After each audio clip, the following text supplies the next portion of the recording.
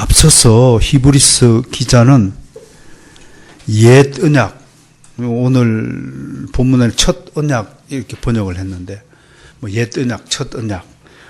저는 처음부터 옛 언약이라고 그렇게 통일돼서 명칭을 합니다. 더 좋은 언약, 새 언약이 있음을 말하면서 예수 그리스도는 바로 이 새 언약의 중보자다. 한마디로 새 언약을 가져온 장본인이다. 이렇게 말할 수 있어요. 이 새 언약은 옛 언약보다 더 나쁜 언약, 더 좋은 언약, 더 좋은 언약이다. 그렇게 말씀을 했고요. 그리고 예수 그리스도를 새 언약의 중보자라 한 이 중보자는 더 아름다운, 제사장보다 더 아름다운 직분이다. 그러니까 옛날에 구약 성전에 있던 유대인들 제사장보다 교회의 목사직이 훨씬 더 아름다운 직분이다. 왜? 새 언약에 따른 직분자이기 때문에 그렇다라고 설명을 했어요. 그러니까 새 언약은 옛날 언약보다도 더 좋은 약속을 한다. 더 좋은 언약을 우리에게 주신다. 그렇게 설명을 했어요. 한마디로 예수 그리스도는 멜기세덱의 반차를 따른 무슨 제사장? 기억나요? 별다른 제사장. 우리말로 별다른 제사장이라고 번역을 했죠. 에테로스, 예로스. 그 별다르다라는 것은 특별하다, 유일하다 이런 뜻입니다. 나아가 예수님이 주시는 더 좋은 언약, 그것은 바로 히브리서 기자는 이 예수님이 주시는 이 더 좋은 언약은 바로 예레미야 선지자가 예언한 것을 성취한 것이다 라면서 예레미야 31장 31절에서 34절 말씀을 히브리서 8장 8절과 12절에 그대로 인용을 하고 있죠. 그러니까 8장 어디 있어요? 8절부터 12절까지 한번 보겠습니다. 제가 한번 읽어드릴게요. 그들의 잘못을 지적하여 말씀하시되 주께서 이르시되 볼지어다 날이 이르르니 주의 날이 이르르니 내가 이스라엘 집과 유다 집과 더불어 무슨 언약을 맺으리라고요? 새 언약. 그럼 새 언약 맺기 전까지는 옛 언약 상태에 있다는 거죠. 또 주께서 이르시기를 이 언약은 내가 그들의 열조의 손을 잡고 애굽 땅에서 인도하여 내던 날에 그들과 맺은 언약. 이게 무슨 언약이에요? 시내산 언약이죠. 그죠? 광야 언약, 시내산 언약과 같다 안 같다? 같지 않다. 신의 옛 언약을 다른 말로 시내산에서 맺었다 해서 신의 언약, 모세와 맺었다고 해서 모세 언약, 광야에 있을 때 맺었다 해서 광야 언약, 이러면 다르지만 같은 의미인데 이 모든 것이 옛 언약이다. 그리스도 오기 전까지니까 옛 언약이다. 그렇게 말하고 있어요. 그들은 같이 아니하였다. 그들은 내 언약 안에 머물러 있지 아니함으로 내가 그들을 돌보지 아니하느니라. 그런데 옛 언약을 반포하셨는데 이스라엘 백성들이 약속을 지켰어요? 안 지켰어요? 안 지켰다. 그렇게 말하고 있어요. 그래서 또 주께서 이르시되 그날로에 내가 이스라엘 집과 맺을 언약은 이것이니 내 법을 그들의 생각에 두고, 그럼 생각에 두기 전에는 어디다 뒀어요? 돌판에다 기록했다. 옛 언약. 그렇죠? 근데 앞으로 새 언약은 생각에 두겠다. 그러니까 말씀을 많이 암송하는 것 참 복된다라고 말할 수 있겠죠. 그리고 그들의 마음에 이것을 기록하리라. 나는 그들에게 하나님 되고 그들은 내게 백성이 되리라.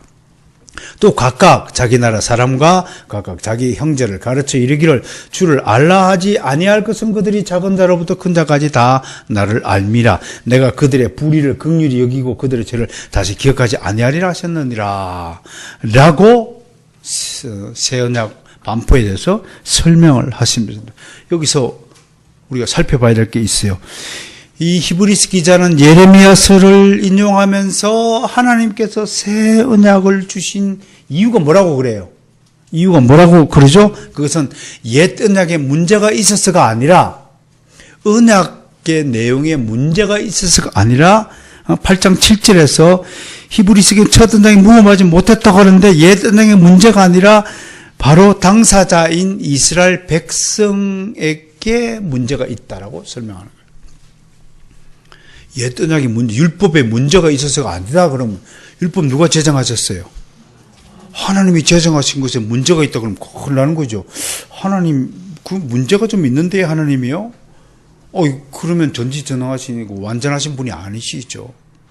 하나님의 무지하심, 죄가 어디 있으며, 하나님의 흠결이 어디 있으며, 하나님의 불완전함이 어디 있습니까? 하나님 유한하신 분이 아니잖아요. 무한하신 분이잖아요. 그러니까 당사자 이스라엘이 있었다. 이스라엘 백성의 허물 때문에 옛 언약을 허물고 새 언약을 체결할 수밖에 없었다고 증언합니다. 8장 9절 보세요. 그들은 내 언약 안에 머물러 있지 아니하므로 내가 그들을 돌봤다 안 보았다. 그러니까 뭔가요? 언약 안에 있지 않았다는 것은 언약을 지켰다 안 지켰다? 언약을 지키지 않으면 약속을 파기했으므로 내가 너를 돌보지 않는다. 따랐습니다. 우리 하나님은 약속을 지키는 하나님이시다. 그래서 우리를 언약 백성이라고 하는 거예요. 그 기독교에서의 약속, 법규, 규례, 율례, 율법, 이건 목숨과도 같은 거예요. 진리의 요체는 법이에요. 토라가 뭔가요? 토라. 율법을 토라라고 하죠. 토라나 룰이에요. 규칙이에요. 로, 법이에요. 그게 의로움, 라이티어스니스, 의로움이에요. 지켜야죠. 하나님이 율법을 제정해 주세요. 이스라엘 백성이 하나님과 맺은 약속을 스스로 지키지 못했어요. 하나님만 섬기라고 그랬더니 금송아지 만들었고 섬기고, 감사해라고 그러지 항상 감사해라고 가르쳤더니 늘 불평했어요. 이 광야에서 하나님을 주요 범죄만, 주요 불평만 10번이나 했어요. 물이 없다고 하고, 먹을 게 없다고 하고, 고기 못 먹는다고 불평하고, 또 마라의 쓴물 때문에 불평하고, 또 뭐 모세를 때려 죽이려고 하고, 시내산 올라갔더니 그 사이에 작당 모의를 해가지고 금송아지 만들어갖고 막 사바라사바라사바라사바라 하고. 이야. 그런데 중요한 것은 이러한 이스라엘의 백성의 이 모습들이 남의 일이 아니라 내 일이라는 것을 깨달아야 한다는 것이에요. 여러분, 새로운 언약을 체결할 수밖에 없는 것. 그것은 우리 죄 때문에 그렇다라는 이 지적은 참 가슴 아픈 거예요. 죄인의 특성은 늘 하나님과의 약속을 어기는 데 있어요. 우리는 솔직히 약속을 밥 먹듯이 어겨요. 하나님 우리 다 사랑하죠. 그러나 약속을 어기는 것에 대해서는 반드시 책임을 져야 한다는 것입니다. 여러분, 그 죄를 뜻하는 단어가 하마르티아가 있어요. 이게 원래 때문에 표적에서 빗나가다 이런 뜻이거든요. 그러니까 하나님의 법을 자꾸 어기는 거예요. 하나님의 약속을 자꾸 어기는 상태가 죄라는 거예요. 그게 하마르티아라고 합니다. 그러니까 모두들 자신의 뜻대로 살고자 합니다. 그게 육체의 소욕이라고 말하죠, 바울은. 갈라디아서 한번 볼까요? 5장 16절 17절 한번 보겠습니다. 갈라디아서 5장 16절 17절 보겠습니다.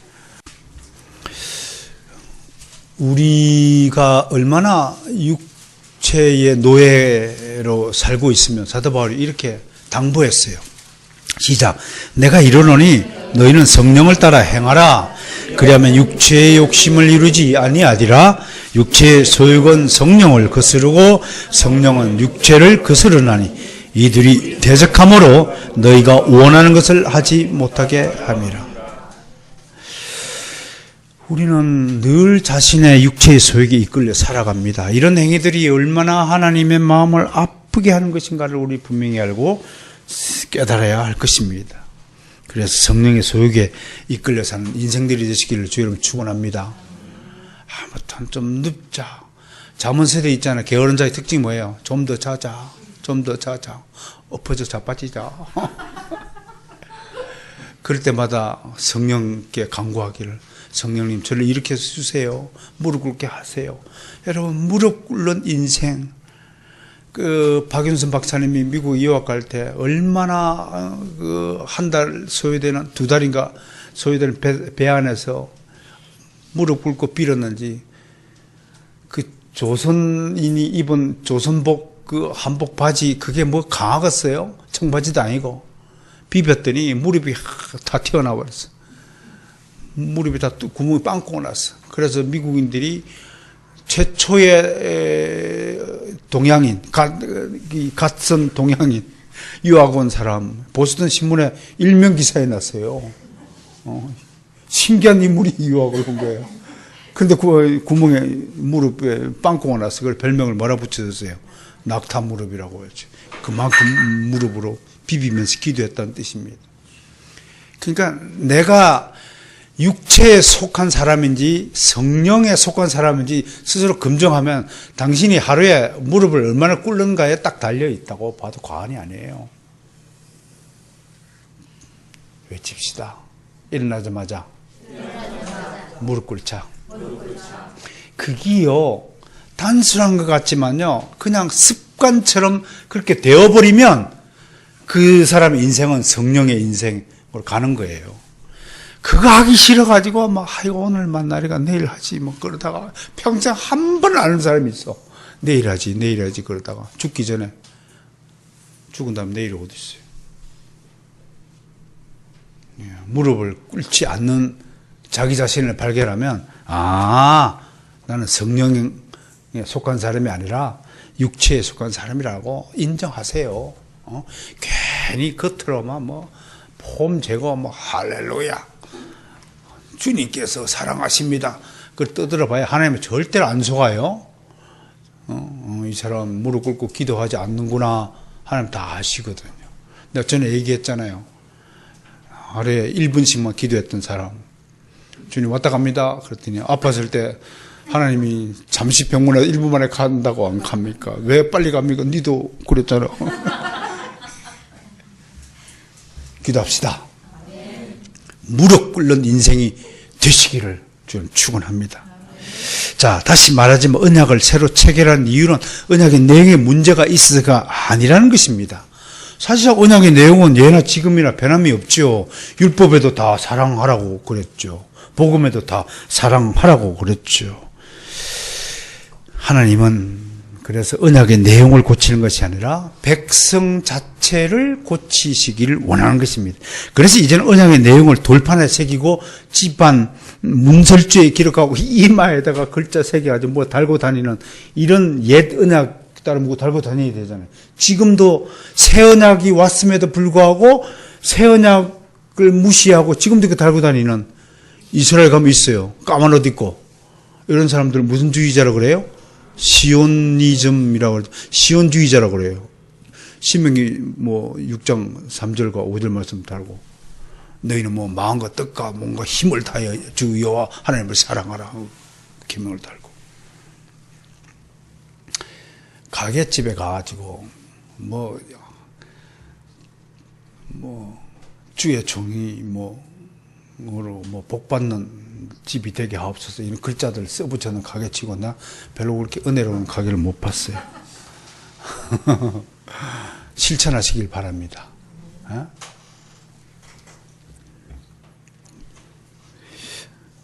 아예 돌판이 아니라 영원히 잃어버리지 않도록 생각과 마음에 새기겠다라고 8장 10절에서 내 법을 그들의 생각에 두고 그들의 마음에 이것을 기억하리라. 이렇게 하나님은 이제 새로운 언약 체계 속으로 백성을 이끌어 가고자 하시는 겁니다. 근데 여기서도 특이한 점은 보통은요, 죄를 지은 사람이 먼저 죄를 뉘우치고 고백해야 함에도 불구하고 하나님이요, 뭐라고 했냐면 8장 12절 보세요.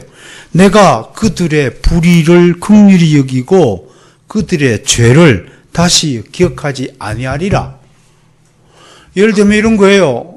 돈을 누가 1억을 빌렸어요. 근데 새로운 시대가 돌아왔다 칩시다. 화폐가 싹 개혁이 됐다 칩시다. 그러니까 하나님이 옛날 돈 빌린 거 그거는 내가 기억하지도 않겠다. 퉁치자. 새롭게 시작하자. 이렇게 말씀하시는 거예요. 여러분 같으면 가능해요? 화폐 개혁이 지나갖고 화폐가 새로 바뀌어서 그럼 지난 돈 빌려간 돈은 없어지는 거야? 아닙니다. 근데 하나님의 방식 독특한 거예요. 잘못을 했으면 반드시 회개 절차를 밟고 새 언약을 체결해야 됨에도 불구하고 새 언약의 체결을 하나님은 자신이 먼저 지나간 모든 죄를 문제 삼지 않겠다고 선언하시는 것입니다. 이런 하나님이 어디 있어요? 이런 분이 어디 있어요? 세상에. 이것이 지극하신 하나님의 사랑이다.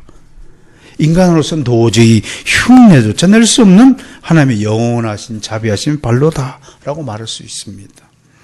누군가 예수 그리스도의 사랑이 십자가 죽음이 뭐 별 건가요? 하는 소리를 들은 적이 있어요. 그런 죽음은요, 누구 일본 전철에서 돌아가신 이수연 씨인가? 그런 사람도 있고, 예수 그리스도 십자가 죽은 거 별 건가요? 라고 말하고 있습니다. 다른 사람을 구하기 위해 자기 목숨을 버리는 이런 예수 그리스도 말고도, 많은 사람들이 했다, 이겁니다. 그건 별거 아니다. 그런데, 그런 소리 하는 사람 참, 하나는 알고 둘은 모르는 무지한 사람입니다. 왜 그러냐면 이 세상에 그 누구도 다른 사람의 죄를 사해주고 용서해 주는 죽음을 택한 사람은 아무도 없습니다. 이수연 씨가 일본에 있는 일본 사람들 우상 숭배하는 모든 사람의 죄를 다 용서하고 지하철에 뛰어들었습니까? 특별한 희생정신이긴 하지만 죄사함과 하는 겁니다. 죄 문제 해결하는 것은 인간 능력 밖의 차원입니다. 오직 하나님만이 할 수 있는 일입니다. 바로 이 일을 예수 그리스도가 행하신 것입니다. 그래서 예수님이 하나님이 되시는 것입니다. 아무튼 새 언약은 예수 그리스도의 십자가 죽음의 공로에 힘입어 언약의 당사자인 자기 백성을 용서하심으로 체결하신 것입니다. 그럼 기독교는 용서의 종교입니다. 사랑에는 반드시 용서가 수반되어야 됩니다.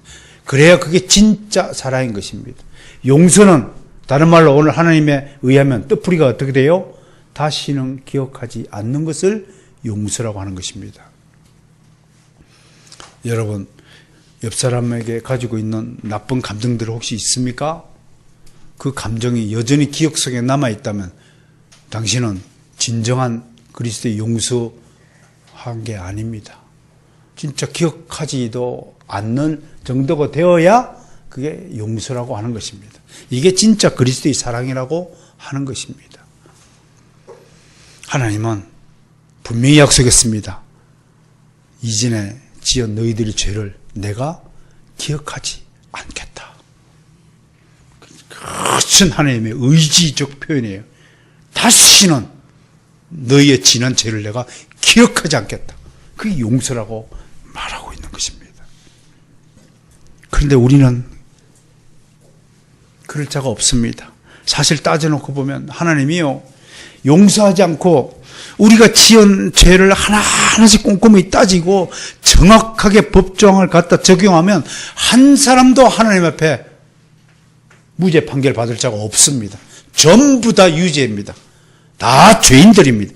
모든 인간은 본질적으로 악인들입니다. 저는 솔직히요, 이렇게 말하고 싶어요. 우리가 얼마나 악한 존재인가. 맹수들보다 더 포악하고, 귀신들보다 더 흉측하고, 돼지보다 더 게으르고, 말을 듣지 않고, 황소보다 더 고집세고, 곰보다 더 미련하고, 참새보다 더 짹짹거리고, 얼마나 불평합니까? 참새족입니다. 쥐보다 더 욕심에 날쌔고 박쥐보다 더 간교한 존재가 누구냐? 가슴 쳐봐요. 그 족속이 나다. 그게 납니다. 나.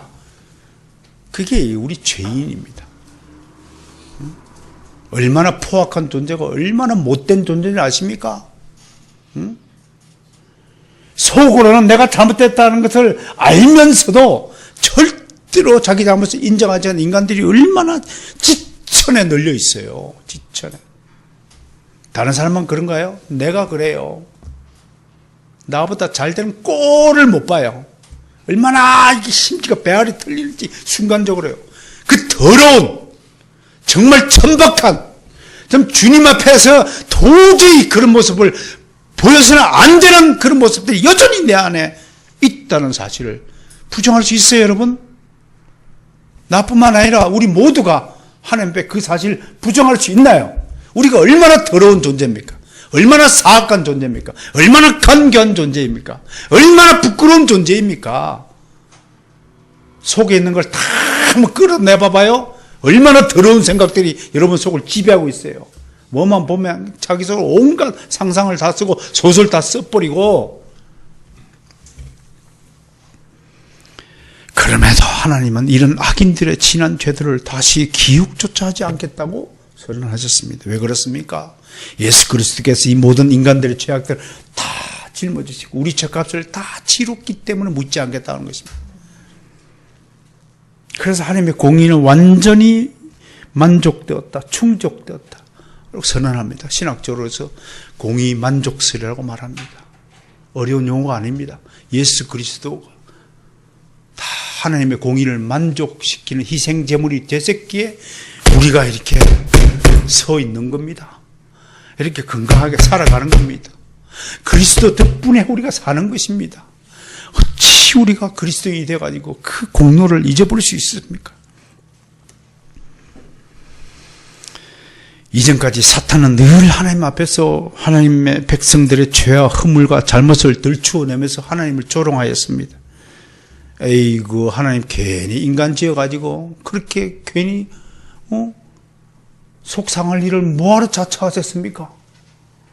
사탄이가 그렇게 놀려댄 겁니다. 하나님을요. 그만 천사만 짓고 말죠.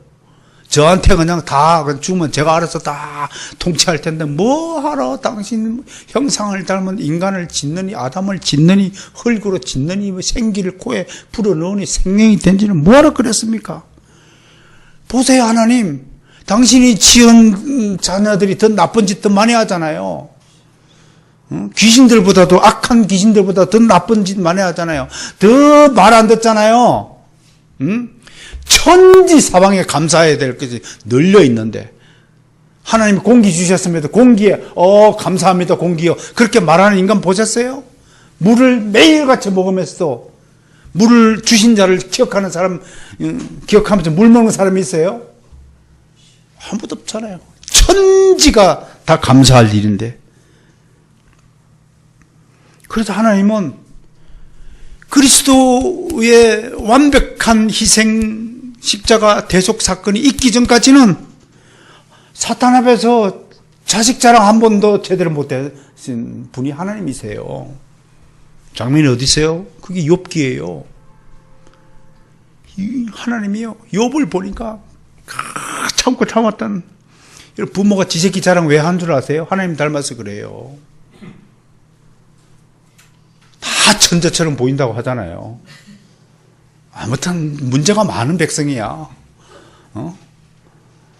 IQ 80도 안 되는 녀석을 천재라고 믿는 엄마의 머리통의 세계는 어떤 세계일까?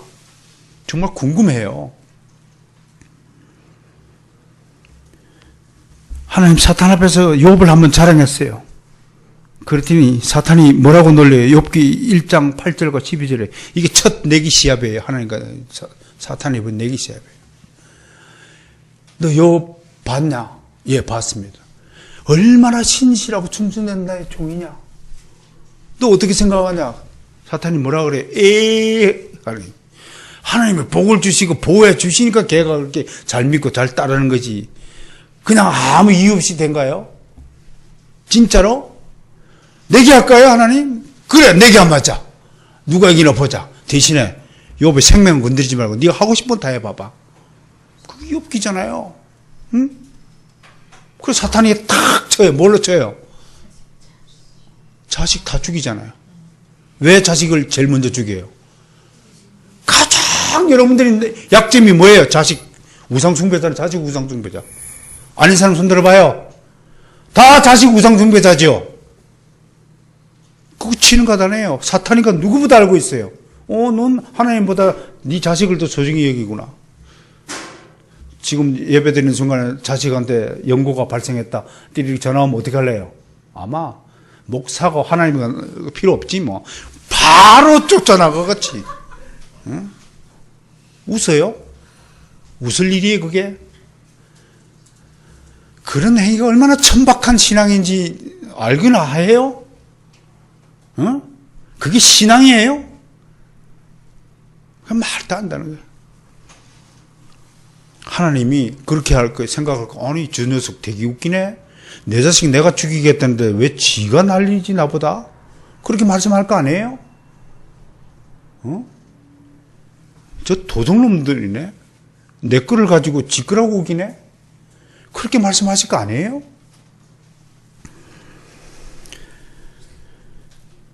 그게 욥기였어요. 그러나 그리스도 공의가 완벽하게 충족된 이후부터 하나님은 어떻게 해요? 봐라 이제 내 자식들 봐. 당당하게. 여러분, 새 언약으로 말미암아 우리의 모든 죄의 문제가 다 해결되었다는 이 사실을 평생 동안 잃어버리지 않기를 주를 축원합니다. 이게 얼마나 중요한 신앙의 요체인가를 깨달아야 됩니다. 이거를 진심으로 깨닫지 못하면 여러분 가짜 신앙이에요.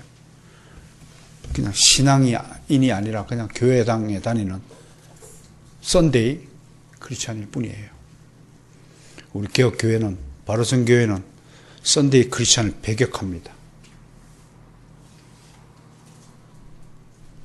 만약 썬데이 크리스찬이라면 회개하시기 바랍니다.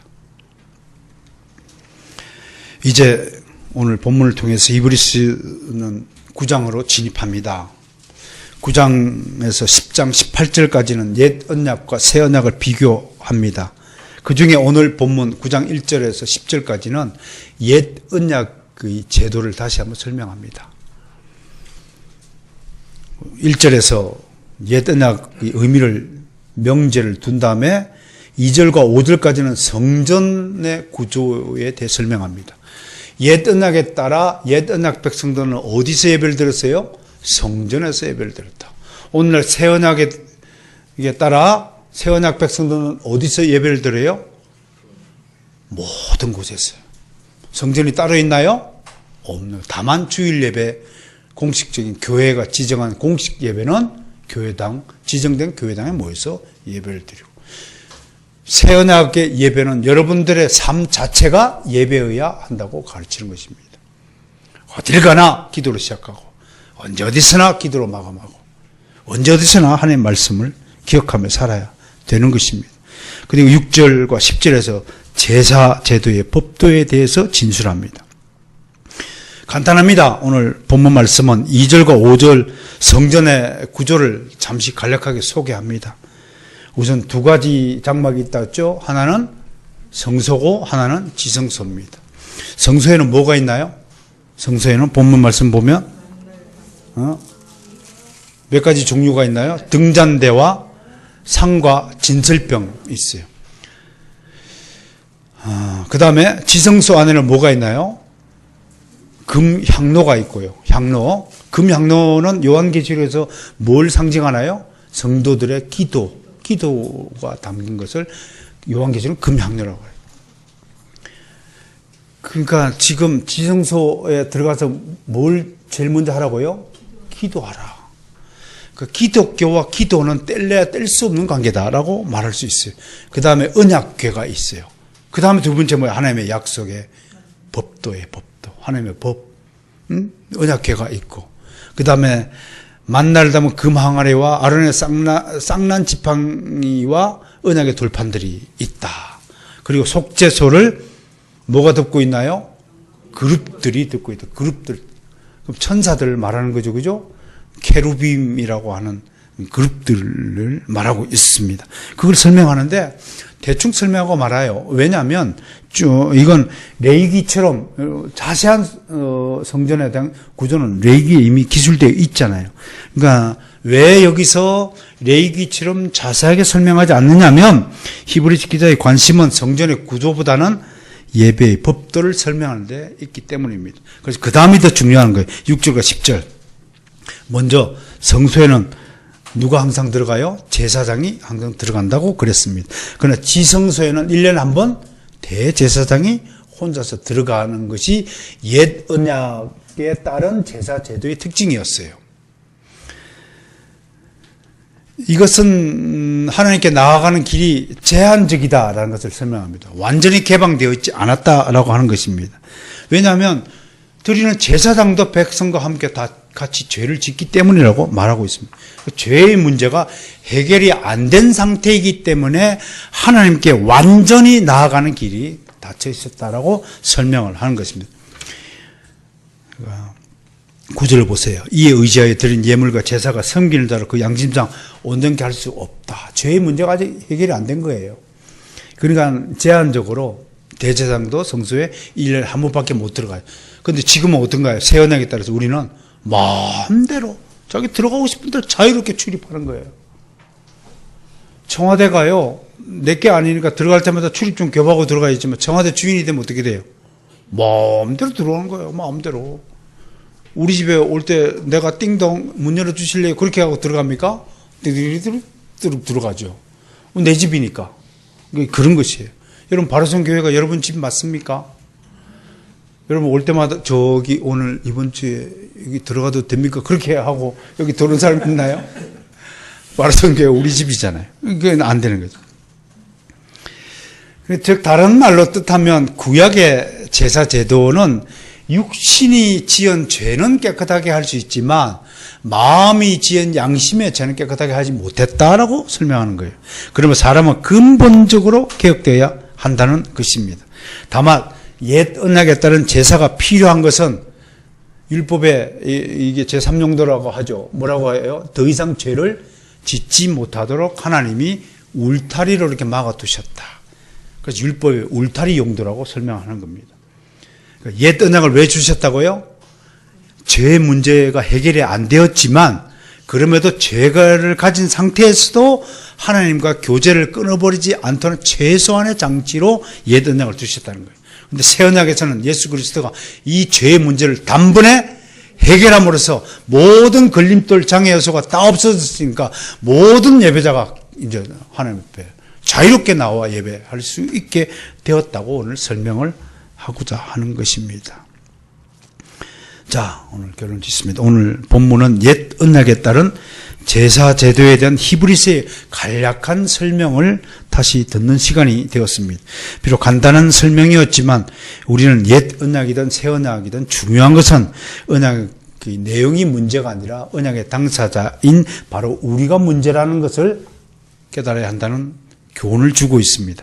새 언약에 따라 우리는 지금 예수 그리스도의 중보와 구속 사역의 공로를 힘입어서 지난 모든 죄의 문제로 더 이상 괴로워하거나 이로 인해 구원받는 일에 지장을 초래하는 등 곤란을 겪지 않게 되었습니다. 모든 죄 용서와 죄 사함과 구원의 은총을 오직 새 언약에 따른 하나님의 영원하신 자비하심 은혜로 말미암아 우리가 받아 누리고 있는 것입니다. 그러면 우리는 정말 새 언약 백성들보다 더 복받은 백성은 없다라고 하는 것입니다. 여러분들이 만약에 불행하게도 옛 언약의 시대에 태어난 백성이었다면 지금도요 소 잡아가지고 예루살렘 성령 올라가느라고 가야 됩니다. 지금도 그리스도가 오지 않았다면 한국 땅에서 저 예루살렘 성전으로 가서 제사를 드려야 된다니까요. 그런다고 죄의 문제가 해결되느냐? 안 되는 거예요. 육신이 지은 죄만 참 깨끗하게 받는 것일 뿐이지. 구원의 문제가 해결이 안 되는 거예요. 근데 왜 지금 우리가 이렇게 자유롭게 모든 곳에서 교회를 세우고 이렇게 자유롭게 따로따로 마음대로 예배를 드릴 수 있게 됐나요?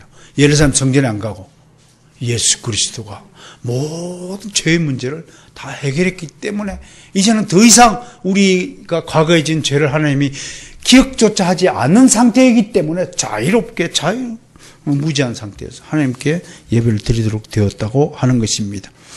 그렇다고 해서 우리는 두 번째 오늘 받아야 될 것은 옛 언약을 통해 하시고자 하는 하나님의 뜻과 계획을 무시하고 살아도 된다는 것은 아닙니다.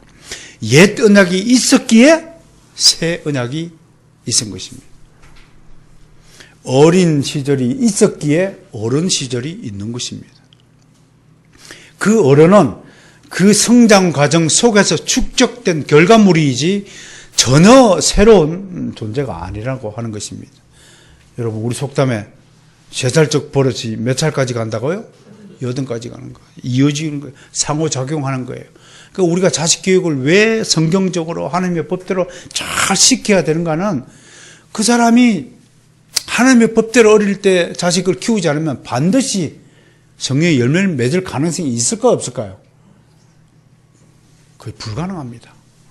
그래서 쉐마 교육이 유대 이스라엘 지역에서는 그렇게 중요하다고 하는 것입니다. 여기도 학원 운영하고 애들 가르친 사람이 있지만 세상 지식 가르쳐가지고 학원 운영해갖고 돈 버는 것이 목적이라면 지금 당장 그만두셔야 됩니다. 그것도 아무 소용이 없는 일입니다. 이 학원 사역을 통해서 어떻게 하면 하나님의 사랑을 전할까? 증거할까? 하나님의 법을 전할까? 그것이 목적이 되어야 되겠죠.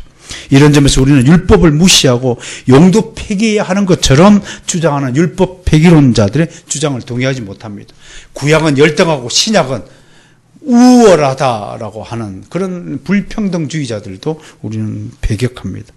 비록 우리는 이제 새 언약에 따라 옛 언약에 따른 제사를 더 이상 드리지 않아도 되지만 하나님 앞에 경건히 나와 예배 드려야 한다는 그 마음과 자세와 숭배는 영원히 사라지지 않고 있는 것입니다. 여러분 각자 지난 세월을 회상해 보세요. 어린 시절의 많은 일들을 생각할 때 자랑스러운 일보다 아마 부끄러운 생각들이 더 많이 생기지 않을까 생각해 봅니다. 저한테도요, 지금도 그 뚜렷이 기억나거든요. 초등학교 때 어느 여자친구와 일들이 생각할 때면 지금도 얼굴이 밝아져요. 속으로 서로 좋아하면서 말도 못 꺼냈던 그런 시절이었어요. 아직도 그 아이와 저를 놓고 오만데 낙서를 하면서 원래 꼴레리 누구랑 사귄다고 막 하던 그 아이들의 목소리가 들린 듯 합니다. 지나간 시간들이고 아련한 추억 속의 일들이지만 그런 일들이 지금의 나와 결코 상관이 없는 것이 아니라고 하는 것입니다. 과거는 오늘을 만든 장본인입니다. 과거는 오늘의 생산 공장이다. 그렇게 말할 수 있습니다. 그 여자아이가 나중에 저를 지지해왔고 제가 어린이 회장 선거에 당당히 당선되었습니다. 여자의 힘을 무시하지 마세요. 여자의 도움 없이 남자가 성공한 남자 없습니다. 그러니까 여자 적응해야 됩니다. 죄의 문제도 마찬가지입니다. 우리는 분명히 하나님의 무조건적인 선택과 부르심의 은혜를 입어 구원받은 백성이 되었습니다. 우리도 분명히 한 사람도 잃어버리지 않고 천국에서 영원히 살게 될 것입니다. 이를 위해 하나님이 우리의 지난 죄를 사하시고 기억조차 하지 않으신다고 말씀하셨습니다. 그러나 중요한 것은 우리는 하나님이 기억하지 않는다고 해서 우리마저 기억하지 않으면 안 된다고 하는 것입니다. 우리는 분명히 지난 나의 죄를 기억하고 살아야 한다는 것입니다. 그래요. 다시는 동일한 죄를 짓지 않도록 자기 자신을 살펴야 합니다. 과거의 일을 기억하는 목적은 새로운 미래를 개척하고 스스로를 매 순간 기억하고 거룩한 성화를 이루기 위함입니다. 한편으로 과거를 기억하라 라는 말은 다른 사람의 과거를 들추어내라는 뜻이 아닙니다. 성경에 기록된 하나님의 계시의 정신은 다른 사람의 허물과 죄는 덮어주고 네 죄의 문제를 깊이 숙고하라고. 그래서 자기를 부인하라라는 것은 자기 죄를 잊어버리라는 것이 아니라 죄를 지은 자기를 기억하라는 뜻입니다. 남의 죄를 따지지 말고 이거 어떻다 카더라 누가 뭐 했다 카더라 교회에서는 카더라 통신이 절대로 용납돼서는 아니 되는 곳입니다. 여기서 남 얘기하는 것이 아닙니다. 자기 얘기하는 겁니다. 하나님 앞에 자기를 들여다놓고 어떻게 하면 나를 하나님의 사람으로 기억할까를 생각하는 것입니다. 하나님은 거듭난 당신의 자녀들이 육체의 삶이 아니라 영적인 인생을 살기를 원하시는 것입니다. 오늘 어떻습니까? 옛 언약의 그 제도에 대해서 히브리서 기자가 소개하시면서 그러면서도 우리가 당부하는 것은 비록 하나님은 우리 죄를 기억조차 하지 않지만 우리는 옛 언약을 주신 하나님의 그 은혜를 잊어버리지 말고 우리가 지난 시절에 지은 모든 죄를 다 기억에서 없앨 것이 아니라 그것을 하나하나 정리하여서 정말로 이런 죄가 얼마나 하나님의 마음을 아프게 했는지 한번 반추해 보시고 내가 정말로 스스로 기억하여서 좀 거룩한 성화를 이루는 그리스도인이 어떻게 하면 될 것인가를 숙고하는 그런 계기가 되시기를 좀 축원합니다.